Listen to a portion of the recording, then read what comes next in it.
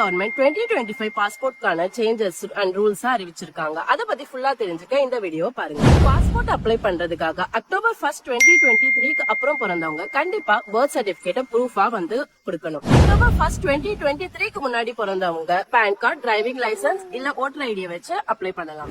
இதுக்கப்புறம் பாஸ்போர்ட்ல residential address print ஆகாது. அதுக்கு பதிலா ஒரு பார்கோட் கொடுப்பாங்க. அபிஷியல்ஸ் அதை ஸ்கேன் பண்ணாலே அவங்களுக்கு எல்லா டீடைல்ஸும் சிஸ்டம்ல காட்டிடும். இந்த ரூல பிரைவசி அண்ட் செக்யூரிட்டி ரீசனுக்காக இதை கொண்டு வந்திருக்காங்க.